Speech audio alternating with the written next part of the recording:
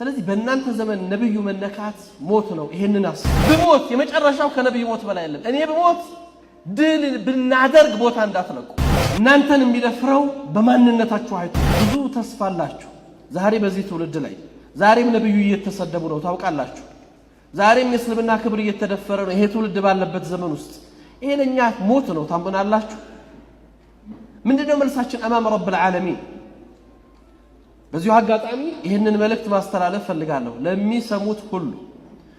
በዚህ ሰሞን በሚዲያ እየተንሸራሸረ ያለ የነብዩ ክብርን የነካ ሰው ነብዩን አይደለም የደፈረው። ነብዩ ማይደፈር ስብዕናና ክብር ያላቸው ነው።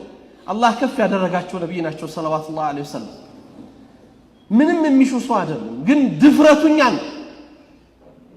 የክርስትና እምነት ተከታይ ወገኖች ቤተ ክህነት እስልምናን ስንሰብክም ስናስተምርም ሰዎች አምነውበት እንዲመጡ እንጂ ሰዎችን አስገድደን እንድናዝ የታዘዝንበት ዲን አይደለም። አድርገንም አናውቅ።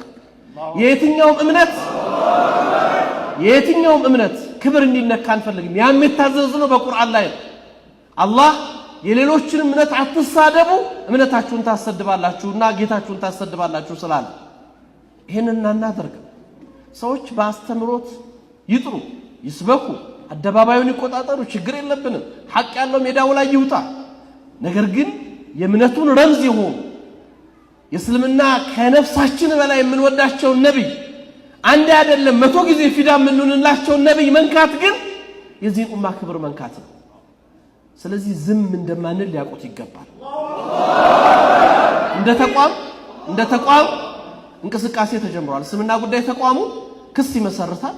ይሄን ድርጊት ዛሬም ትናንትም በፈጸሙ ሰዎች ላይ የህግ አስከባሪ አካላቶች ሰዎቹ በህግ ቁጥጥር ስር እንዲውሉ አላስፈላጊ ነገር እንዳይደረግ እንዲያደርጉ በህግ ተጠያቂ እንዲሆኑ እንጠይቃለን። ህጋዊውን ስርዓት ተከትለን እንሄዳለን። ይሄን ያነሳሁት እናንተ ወጣቶች ዲናችሁን ስተው ይሄ ነው ማንነታችሁ የሚመጣው። እናንተን የሚደፍረው በማንነታችሁ አይቶ ነው። ስለዚህ በእናንተ ዘመን ነብዩ መነካት ሞት ነው። ይሄንን አስቡት። ዲን ከለቀቀ ብዙ ጊዜ መድረክ ላይ እናገራለሁ። ነብዩ ሰለላሁ ዐለይሂ ወሰለም ኡሁድ ጦርነት ላይ ጀበል ሩማት ላይ እነዛን 50 ሩማቶችን ሲያስቀምጧቸው ወስያቸው ምን ነበር? በሞት እንኳን ቦታ አትልቀቁ ነው አይደል?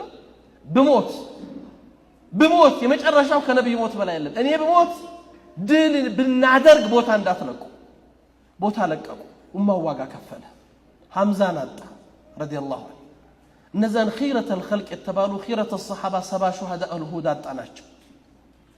ሁል ጊዜ ቦታ ከለቀቅን ምን ከፍለ ይህ ዋጋ። ቦታችሁን አትልቀቁ መልእክቱ ዛሬ ለምናየው ተራራ ምልክት ይሆናል እንጂ መልእክቱ ዛሬም ድረስ አለ። ቦታችሁን ከለቀቃችሁ ዋጋ ትከፍላላችሁ። ወጣቶች ወደ ቦታችሁ ተመለሱ። የዚህ ኡማ ተስፋ ናችሁ። ይሄ ኡማ በእናንተ ማንነት ላይ የተመሰረተ ነው። የትናንት ታሪክ ሲወራ እነዛ ወጣቶች ነው ይሄን እንዲናሻገሩት፣ ዛሬም እነዚህ ወጣቶች ነው ይሄን የሚጠብቁት። ይሄን እንድታስቡ ትፈልጋለሁ። ነብዩ ሰለላሁ ዐለይሂ ወሰለም ከወጣቶች መካከል ለተወሰኑቱ ምስክር ሲሰጡ በእድሜ የሚበልጡ ሰዎች ነበሩ። ኡሳማ ኢብኑ ዘይድን ጦር እንዲመራ ሲልኩ የ20 ዓመት ወጣት ነገር ግን ከሱ የሚበላልጡ በ40 እና በ50 የገቡ ሰዎች ያሉ ነው። ሙዓዝ ኢብኑ ጀበል ረዲየላሁ አንሁ ከዚህ ኡማ ውስጥ በሐላልና በሐራም ከሱ የሚበልጥ የለም ሲሉ የ20 ዓመት ወጣት ነበረ በዛን ሰዓት።